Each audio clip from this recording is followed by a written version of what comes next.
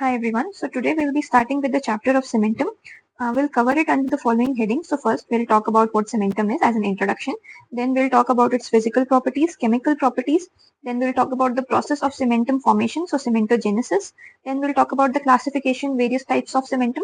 Right. Then we'll have a look at cementodentinal junction, intermediate cementum, cemento-enamel junction.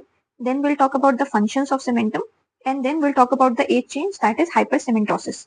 Okay. So starting with the first topic, that is the introduction. So what is cementum? Cementum is a mineralized dental tissue covering the anatomical root of human teeth. So pretty self-explanatory that we have a teeth, okay, we have a tooth, and then it is a mineralized tissue covering the anatomical root. So it is a mineralized tissue covering the anatomical root of the human teeth. It begins at the cervical portion, so it starts over here, and of the cemento-enamel junction and continues till the apex, so it ends over here. It is a medium for attachment of collagen fibers that bind the tooth to the surrounding structures. Okay. So why is this important? Because if there was no cementum, we have bone right next to this. Okay. So our tooths are embedded in bone, and these are joined to the bone using pedial fibers, periodontal ligament. So if there was no cementum, there would be no way that our dentine, all this portion is dentine, right? So there was no way that our dentine could be attached to the pedial. Our dentine and our tooth is only attached to the pedial, which in turn is attached to the alveolar bone because of the cementum, because dentine is it has sensory tissue, it has nerve endings, so you can't attach pedial into that. It also has tubules, so this provides a medium of attachment for collagen fibers. Okay. Then it is a specialized connective tissue, that is similar to bone, however unlike avascular and non-innervated. So when you look at the structure of cementum, it is very similar to bone. The cells, the cementoblast, cementocytes, they are similar to osteoblast, but two major differences are there, that cementum has no blood supply, so it is avascular, and it also does not have any nerve supply, so it is non-innervated as well. Whereas the bone, it is vascular, it has blood supply, and it is also having nerve supplies, nerve endings. Like dentine, it is also formed throughout life of a tooth. So no matter how old you get, your cementum and dentine, they will keep forming. Also, cementum has various functions like adaptation of tooth. Okay, so what will happen if you're getting older and your tooth is braiding off? Okay, so this end, there is reduction in height of your tooth. Let's suppose your tooth got this much smaller because of wear off. Then what will cementum do? There will be more cementum deposition over here, and this will since the cementum is depositing over here, it will push your tooth upwards, so it will bring it back into the occlusion. Okay, so like this, there are various functions of cementum. That's why it is required throughout your life, so it will be depositing depending on its function throughout your life. Now moving to the first topic, that is the physical properties. What are the physical properties of cementum? So it is light yellow in color. It has no luster. This should be luster. No luster. It has no shine, and it is darker in hue compared to enamel. Okay, so it is darker compared to enamel when we look at it, and it is lighter in color and less hard than dentine. So there are not many distinct like important physical properties, but if you have to write something in the examination, then you talk about its color, that it is light yellow, it is darker in hue than enamel, and it is lighter in color and less hard than dentine. The sequence of hardness goes like so enamel is the hardest, then we have dentine, then we have cementum, and then we have bone. Okay, so enamel is the hardest substance we have. Now moving on to the chemical properties. So around 50% of cementum is organic content and 50% is inorganic. So it goes 50-50. Okay. So organic content, it has mainly collagen and mainly type 1 collagen. Right. There are other types of collagen as well. So it has type 3, 5, 6 and 12 type collagen. No. So other than the collagen type 1 and all these collagens, we have non-collagenous proteins. Okay. So they play an important role in the matrix deposition, initiation and control of mineralization and matrix remodeling. What this means is that, so we have collagen fibers. If you don't have the basic idea of what is matrix and how everything mineralizes, so mainly generally all the calcified tissue, what happens is we lay down an organic matrix. So like a jelly like substance, you can say like how you make the gravy in your curry. So you have that matrix, and then after this matrix has been laid down, this is organic, this is not calcified, then we get some mineralization, some signal for mineralization, and this starts mineralizing. So now this starts getting hard. Okay, so what the sentence is saying, that we have non-collagenous proteins, so they are important in matrix deposition, so it is important in formation of this blue color curry part, gravy part, and then it also has a role in starting of this mineralization. So the factors that initiate mineralization are influenced by non-collagenous proteins as well, okay, and matrix remodeling. So if we need any changes in the matrix, they play a role in that as well. Now coming to the inorganic substances we have. So we have calcium and phosphate in the form of hydroxyapatite. Okay, so that is the inorganic content. This was the organic content we have. Now we have in the form of inorganic substance, we have hydroxyapatite crystals. Okay, and so there's nothing new. We have studied that in enamel and dentine as well. They are just smaller in size compared to enamel and dentine.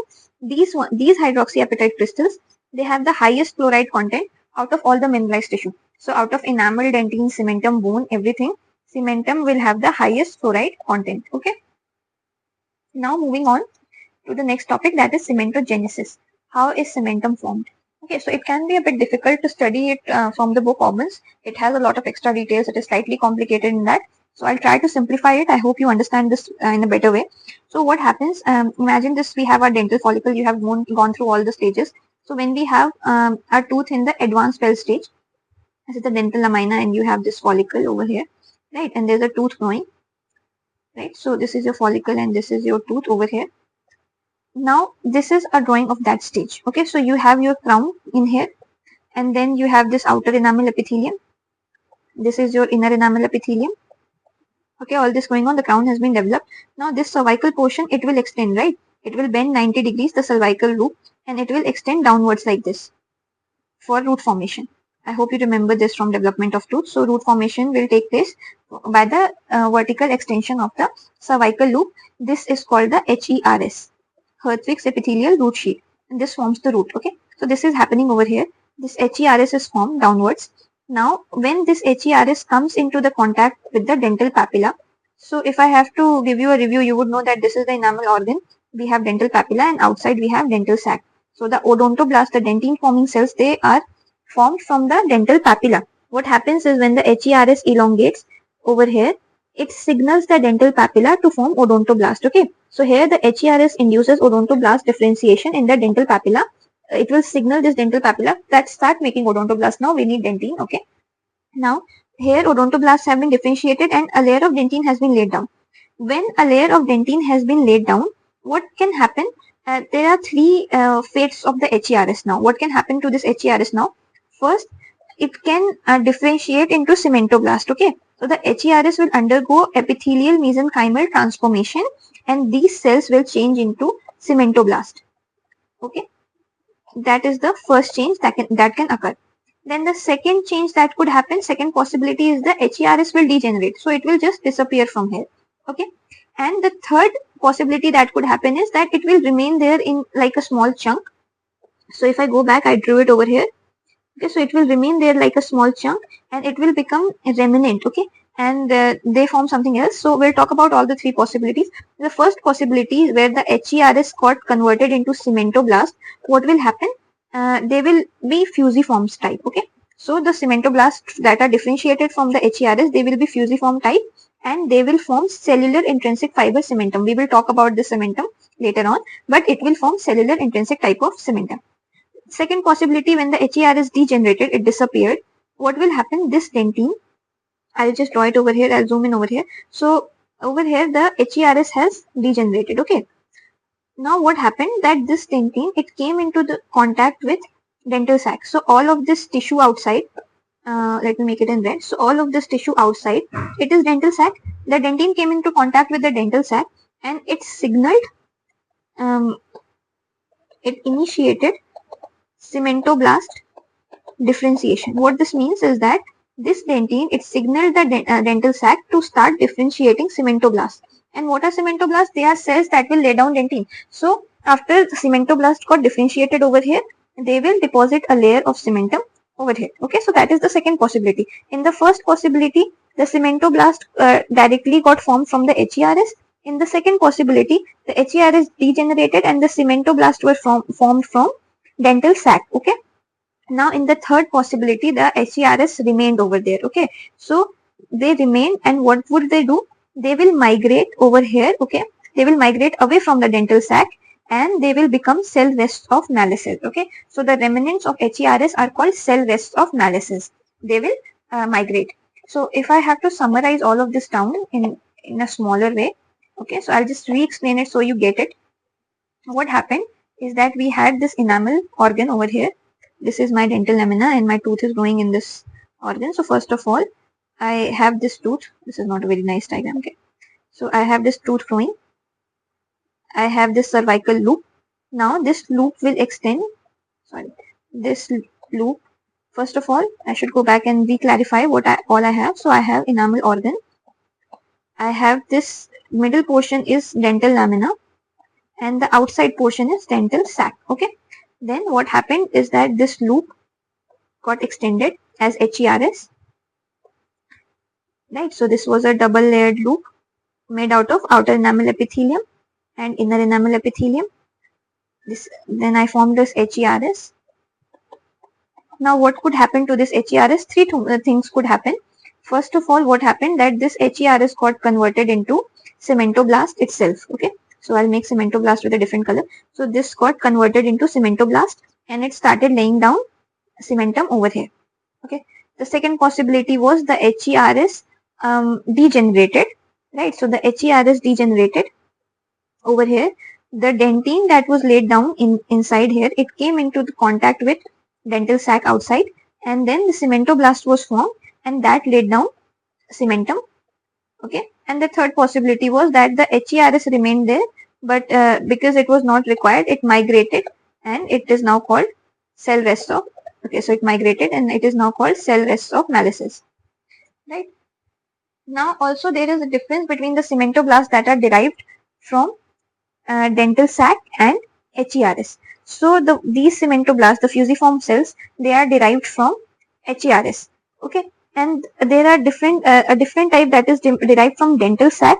They have a cuboidal shape. So these ones that were derived from HERS, they are fusiform in shape, and the dental sac ones are cuboidal-like, and they are osteoblast-like, cuboidal in shape, and they form acellular extrinsic fiber cementum. We'll talk about this, what they are. So there is a basic difference in shape and what they form later on. Okay.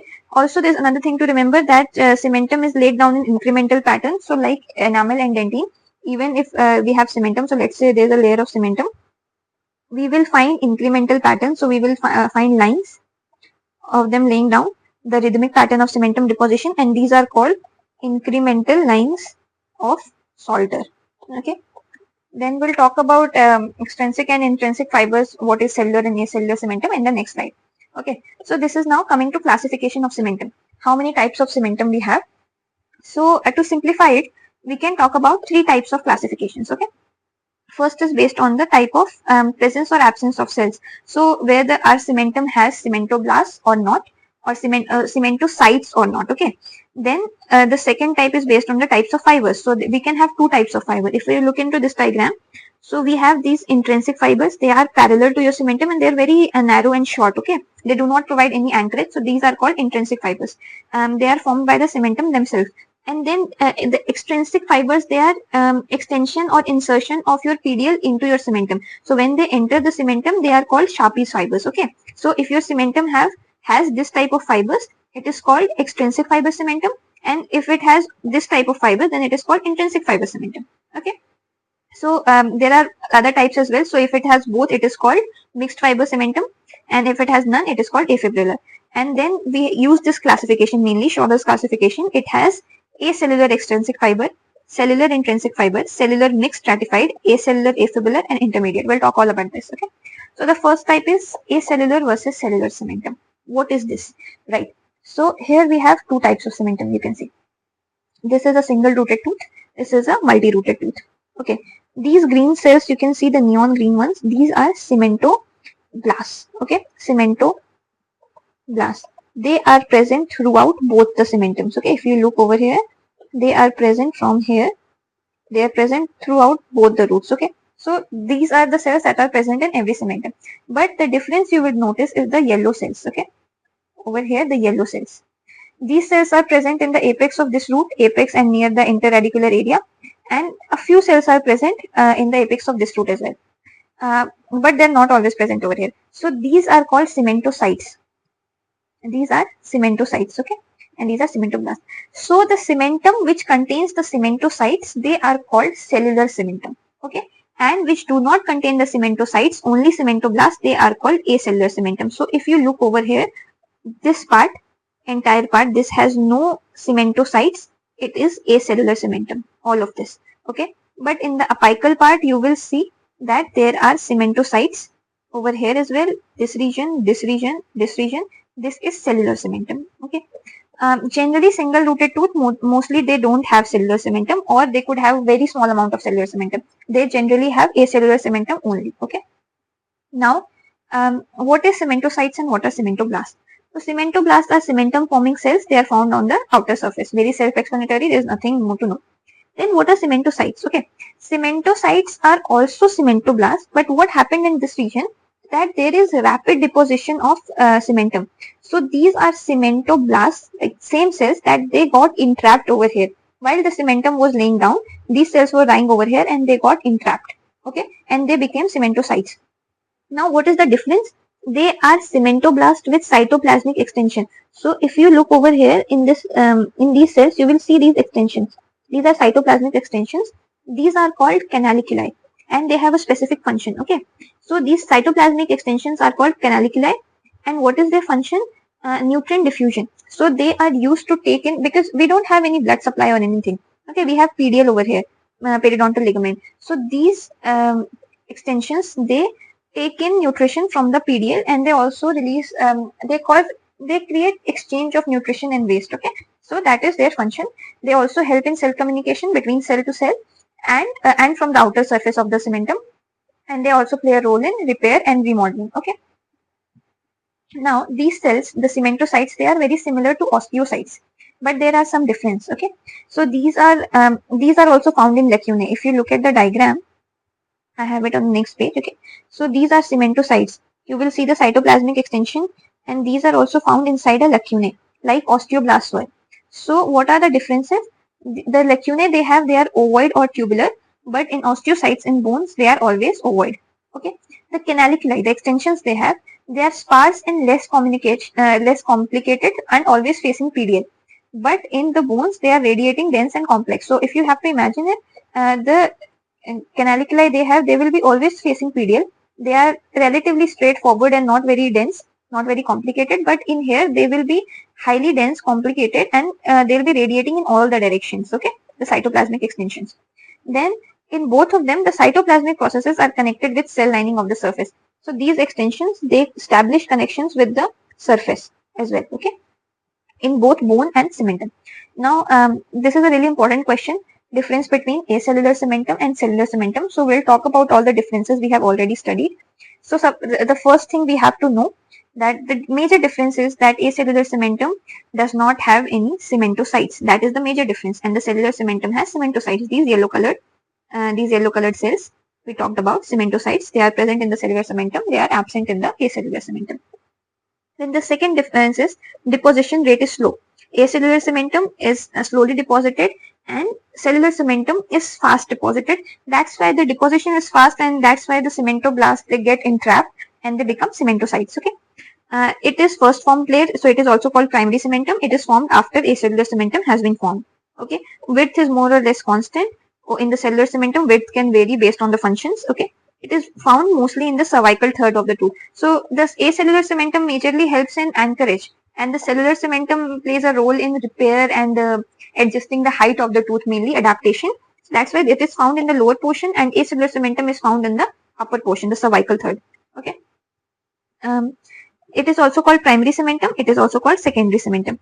The Sharpey's fibers are well mineralized. Sharpey's fibers are partially mineralized. If you don't remember, Sharpey's fibers are periodontal ligament fibers that enter the cementum. So once outside, this is PDL, but once it enters the cementum, it is Sharpey's fibers. Okay. Then incremental lines are regular and closely packed. Incremental lines are irregular and packed wide apart. So because it is depositing really fast, so imagine in 1 hour, so I have one line over here. Okay, so imagine in like 5 days, because this is forming slowly, only this much layer of cementum would be formed, right? And then they will have a period of rest, so I will have another line. It had rest and then it formed another line. Now because cellular cementum is being formed really fast, in 5 days it formed this much cementum. Okay, and then it had rest, so it has rest and it is rest. So that's why the lines are very much wide apart and very much thicker. Okay. Now the next, so this is a histological diagrams how they will appear. So the major difference is about cementocytes. In the cellular cementum, you can see cementocytes. In the acellular cementum, there are no cementocytes. Okay. Then the next classification we had. So if I go back, the first classification we have covered based on the presence or absence of cells. The next classification we have based on the types of fibers present. So I already explained it. I'll go over it once more. This is a single rooted tooth. You can see two types of fibers. This is the Sharpie's fiber or the extrinsic fibers. This is the intrinsic fibers. Okay, the tiny little fibers that are parallel to the surface of the root. So first is extrinsic fiber. Second is intrinsic fiber. Right. So these are the two types of cementum. Now there are two more. The area which has both the extrinsic and the intrinsic fiber, like this area. Okay, so it is called mixed fiber cementum. This area would be mixed fiber cementum. This area is extrinsic fiber cementum. This area is intrinsic fiber cementum.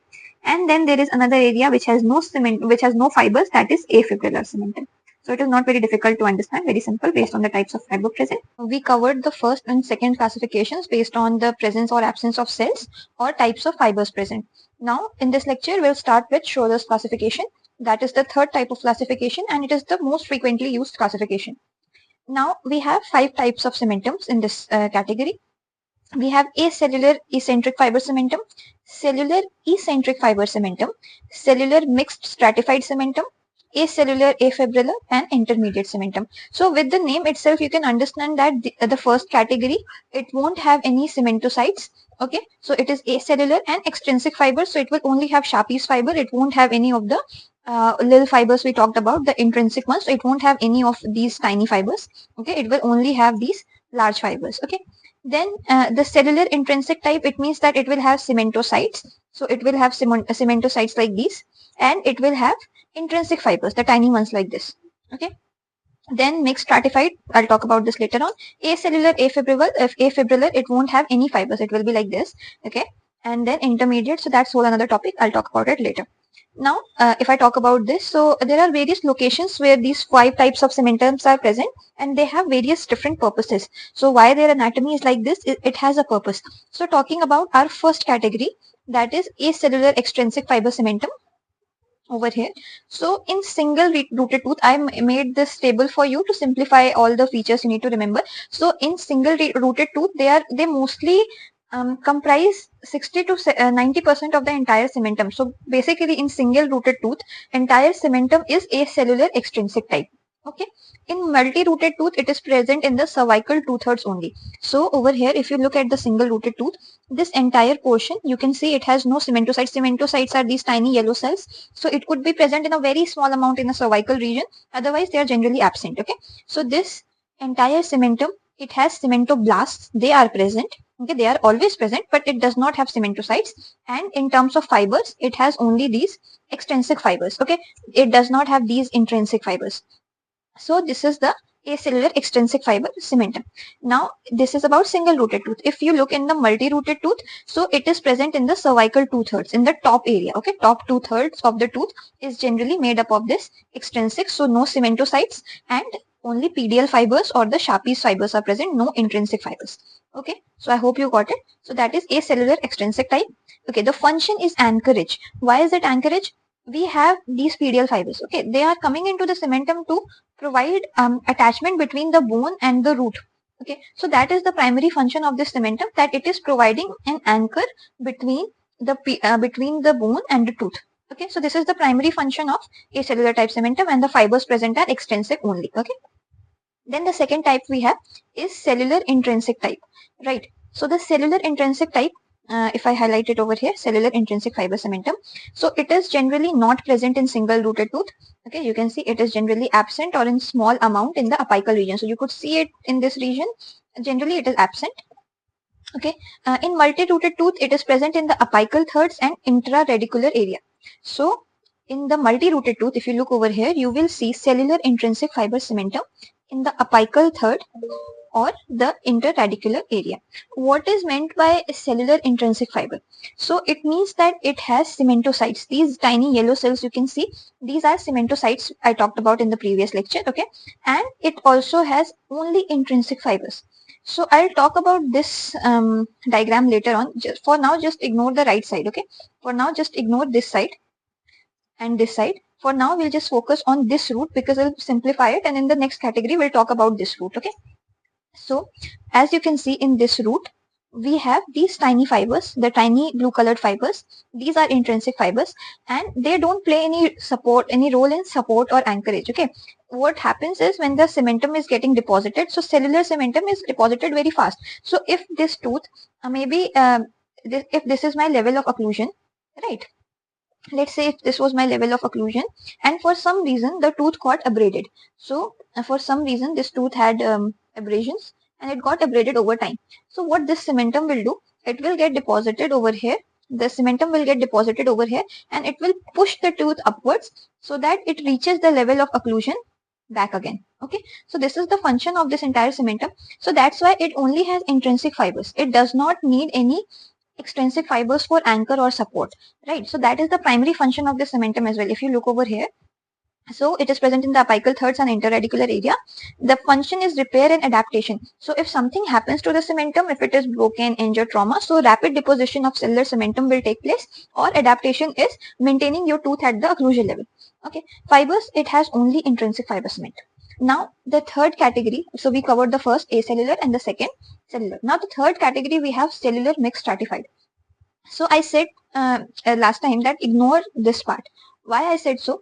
To make you understand cellular intrinsic fiber cementum. Now you have to understand that this type of cementum is never present alone. Okay, it is present with layers of this extrinsic fiber cementum. Okay, not extrinsic fiber cementum, but extrinsic fibers. So you will see a layer of cellular intrinsic fiber cementum, and then a layer of I'll use a different color, and then a layer of extrinsic fibers. Okay, I'll have a narrow highlighter, narrower one, so it'll make it easier for you to understand. So this you can see is the cellular type. Okay, this is the cellular type, and then in the next layer I have the extrinsic fibers. Okay, and then I'll again have cellular type, and then in the next layer I'll have extrinsic fibers. So this type of cementum, the cellular intrinsic fiber type of cementum, it is not present alone. Okay, it can't be just cellular fibers. It is present in layers with extrinsic fibers, and this is called cellular mixed stratified cementum. Okay, so it is, again, that's why in the table it is present, it has all the same features. Okay, it is single rooted, it is absent in single rooted, it is present in the cervical region of the apical region of the multi-rooted tooth. The function is repair and adaptation. They are essentially the same things. Okay, it just has one another layer. And what this was, it was a part of this cementum. So we discussed a part of cellular mixed stratified cementum as cellular intrinsic type cementum. Okay, and then since we are talking about the whole part, it has both extrinsic and intrinsic fibers. Now remember that these fibers, these extrinsic fibers, they do not have any role in anchorage or anything because they are not attached outside. They are just present in fragments within the cementum. They are not attached outside, so they don't play any role in anchorage. Okay, now moving to the last type, acellular afibrillar cementum. So it is occasionally present coronal to the CEJ. So it is very rarely present, generally over here. Okay, next to the CEJ. Now the function, it has no function, and it has no cementocytes, so no fibers as well. Okay, so it is just deposited in the topmost layer. It has no function, it has no cementocytes. It is just when cementum gets a bit extended near the enamel, then we have acellular afibrillar cementum. It does not have any cementocytes, it does not have any fibers, extrinsic or intrinsic. Okay, it has no function as well. Now intermediate cementum, it is present as a thin layer all over all the tooths. Okay, it is present all in very thin layer around all the teeth. So I'll discuss about this later on. Okay, now moving on to the differences between acellular extrinsic fiber cementum and cellular intrinsic fiber cementum. So these are the two major types we talked about, right? So first was location. So the acellular one was located from cervical to the apical third, and it was located from the in the apical third and furcations only. Okay, this one is formed early in the primary cementum, and this one is needed later on for repair or for adaptation. I talked about how its function is pushing the tooth to the occlusal level or repair, so it is formed later on. There is difference in the composition, so it has non-collagenous proteins, and it has only these. It has these non-collagenous proteins are absent, but these non-collagenous proteins are present in cellular intrinsic fiber cementum. Okay, these growth factors are absent in extrinsic fiber, but they are present in the intrinsic fibers. Now again, with the proteoglycan same, there is some compositional difference. Now coming to the cementoid. So cementoid is unmineralized cementum. So it is absent in acellular cementum, but in the cellular cementum, you can see some cementoid on the surface. Okay, it only contains extrinsic fibers. It contains only intrinsic fibers, right? And extrinsic fibers are periodontal ligament, right? And they are formed by fibroblasts. Intrinsic fibers are produced by cementoblasts. Okay, it is the only type of cementum in single rooted tooth. Mostly it is absent in single rooted teeth. The main function is anchorage, the main function is adaptation and repair. It has very slow formation. Intrinsic one has rapid formation. Therefore the incremental lines are closer together, and over here the incremental lines are further apart. So I have explained this in the previous lecture. Cementocytes are not seen. Cementocytes are seen, and they vary to various degrees. Cementoblasts are derived from HERS, and cementoblasts are derived from dental follicle over here, right? Cementoblasts do not express parathyroid hormone, and cementoblasts express parathyroid hormone. So these are the major differences. Even if you don't talk about the components, the collagenous protein growth factors, and all these things are slightly different to difficult to understand and memorize. So even if you talk about the basic differences like this, the location, the rate of formation, function, single rooted tooth, multi rooted tooth, okay, incremental lines. So these differences should be enough to get you good marks. Okay. Now moving ahead with the cemento-dentinal junction. So we are done with the classification. Now these are the little tiny topics that may come in as short note or in your viva, even in your practical exams. Okay. So you should know about them.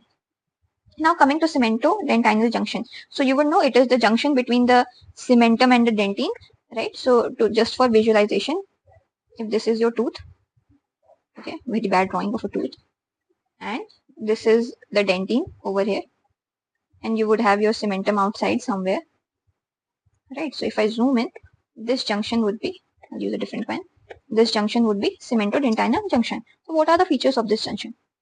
It is smooth in adults and scalloped in deciduous teeth. So if you look at the margin, if you're looking at the margin, in adults, so if say this is your dentine, right? And this is your cementum. In adults, it will be smooth. It will be like a straight line. But in children, in deciduous teeth, it will be scalloped, meaning it will be like this.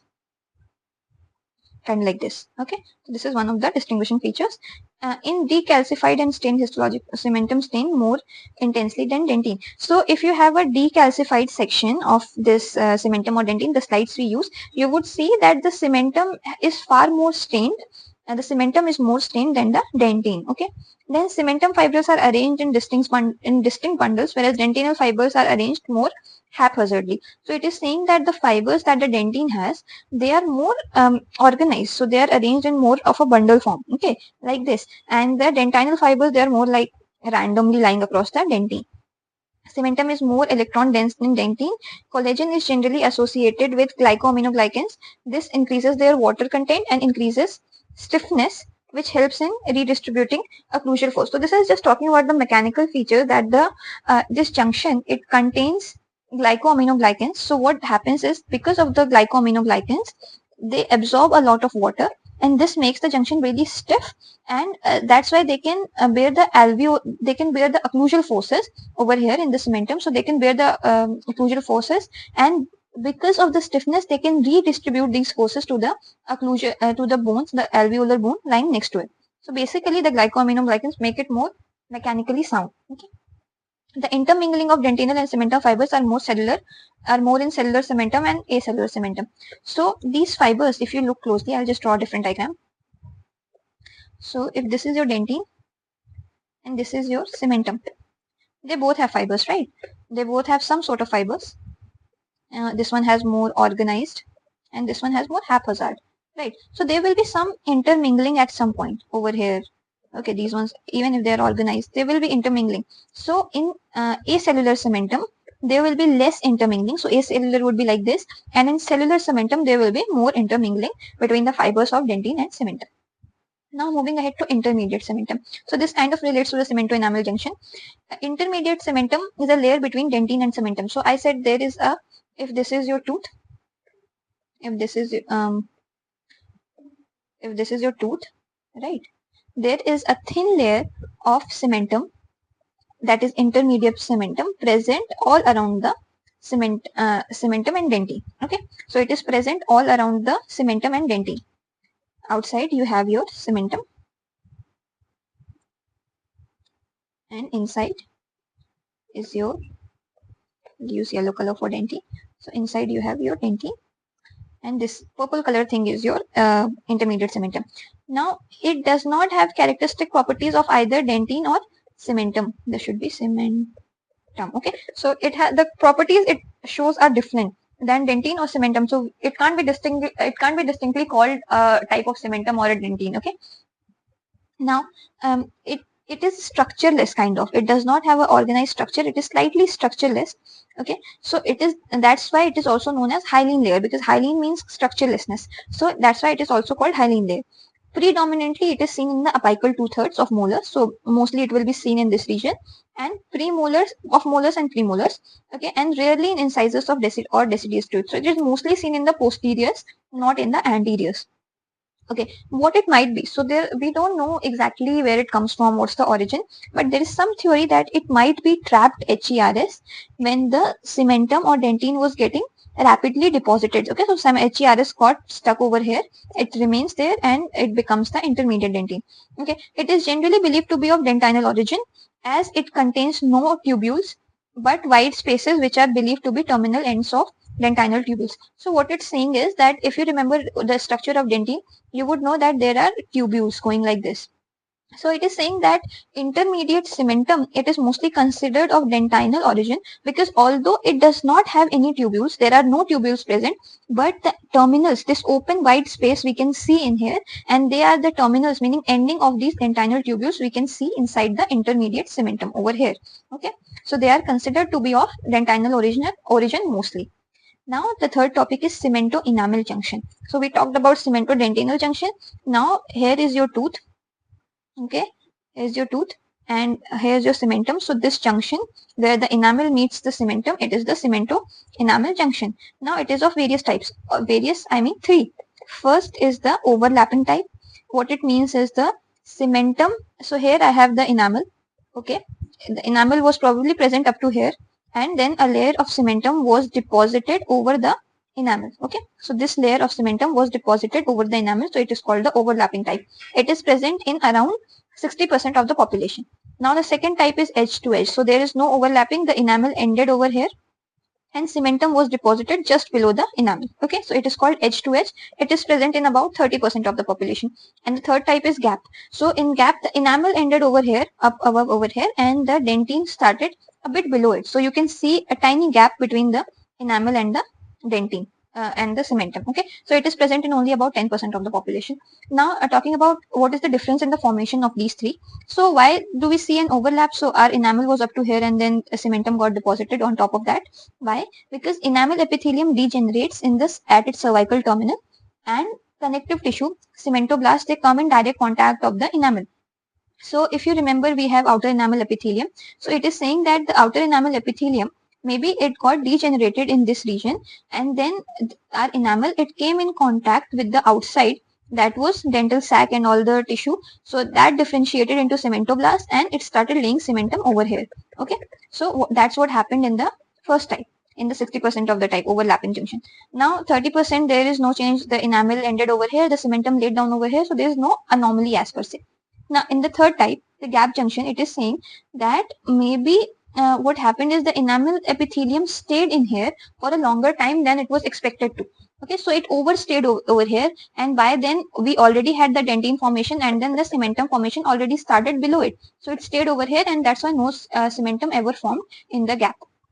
Okay, now there is a difference between the occurrence in deciduous teeth. So in the deciduous teeth, the most common type is the second type, edge to edge. Okay, it is the most common type. The overlapping type is the second most common. So this is the first, this is the second, and this is the third most common in children in deciduous teeth. In adults, this is the first most common, this is the second, and this is the third. Okay.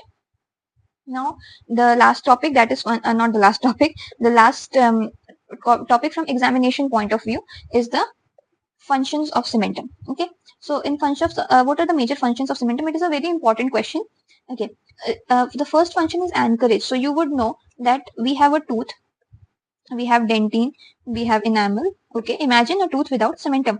We have this. Where would PDL enter? If there was no cementum, it would have to enter the dentine. But dentine is highly sensitive. It has all the nerve endings. It has dentinal tubules. You can't even let air enter it. How can you allow PDL to enter it? So your cementum makes attachment possible. Okay, it provides a medium for attachment of collagen fibers, and thus this binds the tooth to the alveolar bone. So if there was no cementum, we wouldn't be able to attach our tooth to the alveolar bone. Okay. Second is adaptation. So it makes functional adaptation possible. So I have repeated this a lot of times, that if something happens to our tooth, the height or the repair function is adjusted because of the cementum. So if that was not present, imagine our tooth got abraded from here. So our tooth disappeared for some reason. Okay, over time it got abraded and it got tinier over here. So if we had no cementum, our occlusal level would be this. The occlusal level would be this, like previous as it was made, but then there would be a gap between the occlusal level and the tooth. So what cementum does, cementum gets deposited at the bottom of the tooth. Over here there would be a lot of cementum deposition, and this would push the tooth upwards. Okay, so it would bring it to the occlusal level. That is called adaptation and repair. Okay, that is called adaptation. The third function is repair. So it is a major reparative tissue for tooth surfaces. Fracture and resorption can be repaired by deposition of new cementum. So if something happens to the tooth, it gets broken over here or some fracture happens, that is repaired by deposition of new cementum. So these are the major functions of cementum.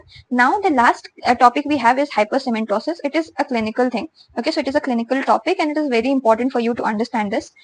What is hypercementosis? So it is excessive deposition of cementum, but it is non-neoplastic. So it is not like a cancer or a tumor.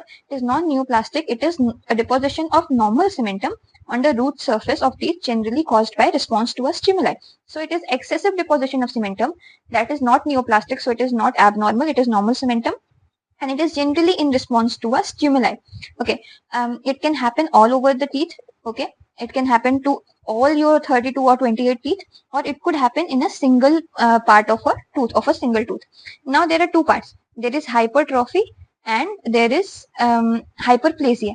So what is hypertrophy and what is hyperplasia? Hypertrophy is if overgrowth improves the functional quality of the cementum, it is called as hypertrophy. So if excessive cementum is getting deposited, let's say for adaptation, okay, for providing anchorage, then it is called hypertrophy. But if an overgrowth occurs in non-functional teeth, or it is not related with increase in function, it is termed as hyperplasia. So if just cementum is getting deposited for no proper anchorage or no proper reason, then it is called it is called hyperplasia.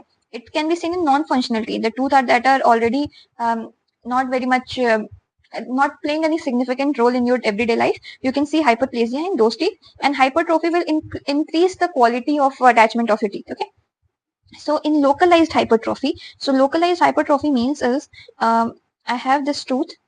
Okay, this is my tooth. So for some reason, let's say that there is not proper attachment between the alveolar bone and the tooth over here. So I have many fibers over here, right? But for some reason, I have only a few. Some injury happened or something. So a lot of cementum will get deposited over here. It is called in a spur or prong like extension of cementum. So over here I have normal cementum, but over here I deposited a lot of cementum. What this did, it provided me a lot of surface area for attachment of PDL. So now I have a PDL attached all over it. So this will provide support to this tooth and play a role in anchorage. Okay, and it will improve the function of this tooth. Maybe the tooth was tilting over here. So now this will bring the tooth back in its occlusal position. Okay, so where this happens, it happens in teeth that are exposed to stress, a lot of stress. Okay, and these extensions, they provide large surface area for attaching fibers. Now hyperplasia, why is it happening in the non-functional teeth? If it's not playing any role in the occlusion, then what do we have over here?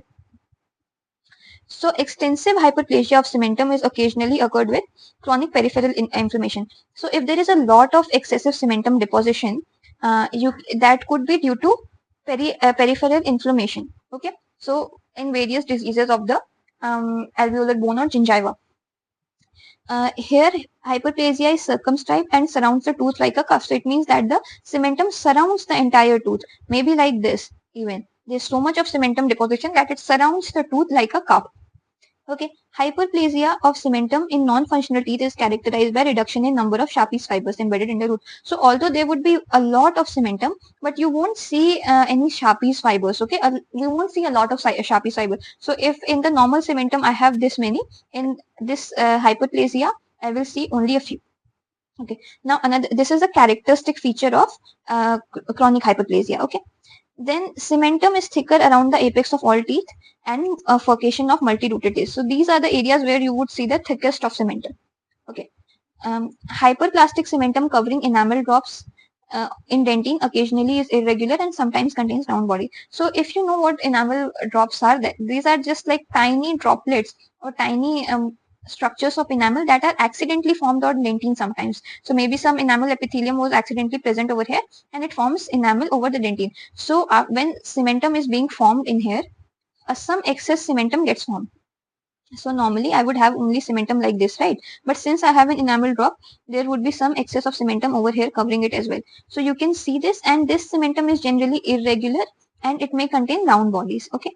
Then excementosis, localized hyperplastic cementum, which are knob-like projections around the degenerated epithelial vessel. You can see these are the type of cementum. So this is just excessive deposition of cementum. Excementosis, it is just excessive deposition of cementum without enamel drops, you can say. Okay, so I just have some excess cementum deposited over here. Why is it deposited over here? Because maybe in the center of this I have some degenerated epithelial cell rest. So there is some there was some cell rest lying over here.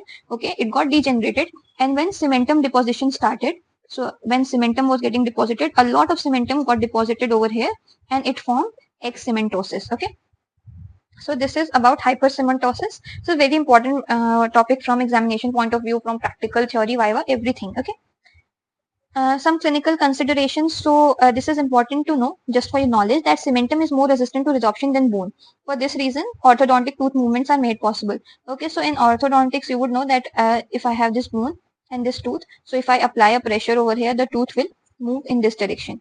Okay, if I'm applying a pressure over here, the tooth will move slightly in this direction. This is made possible because cementum is more resistant to resorption than the bone. Because if cementum was getting resorbed, you wouldn't be able to make the teeth move. Over here, what is happening, that the bone is getting resorbed, right? I'm applying pressure and the bone got resorbed before the cementum. So the tooth actually moved. So the tooth moved over here because it had to maintain this much distance and the tooth moved. Okay. In careful orthodontic treatment, cementum resorption is minimal or absent, but bone resorption leads to tooth migration. So same thing what I said. Okay, so also there are two more clinical considerations. So there is anatomic repair and functional repair. So anatomic repair is when you have something happened to the tooth, okay, and this new cementum is formed in a way like the old cementum was. So it just reestablishes the outline of the cementum. That is called anatomic repair. Okay. In functional repair, what happens is the cemental repair outline of the alveolar bone follows that of the root surface, so that functional relation is resultant, that is known as functional repair. So in here what happens is I have this root and I have an alveolar bone, right? So the cementum will be formed in a way that supports the function of the tooth. So maybe if I have, let's say I have a defect in here, okay, I have some resorption in here. So the new cementum that will be formed, it won't follow the outline of the tooth. There will be more cementum deposition over here to reestablish the function. Okay, there will be more, so it can have this, it will have this type of cementum. Okay, so it won't follow the outline of the tooth. It will have cementum formed in this way to support the function of the tooth. Okay, in this type of repair, you can have areas that are partially filled like these, and there can be presence of bay-like defects over the root surface. So this can appear as a defect, but it's not. Okay, so sufficient cementum is deposited over here for its function. Maybe there was some resorption, but sufficient is deposited. Functional repair the alveolar bone creates a bony projection for establishing normal physiology width of the periodontal attachment. So what will happen is that the bone will also have some, I'll just erase this, because the bone wants normal physiology with your cementum, right? So the alveolar bone will also have this projection over here. So you have normal PDL attachment like everywhere else with this part as well. Okay, so this is about anatomic and functional repair. This is all about the cementum chapter. For notes, you can join the Telegram channel. I hope this lecture helps you. Thank you.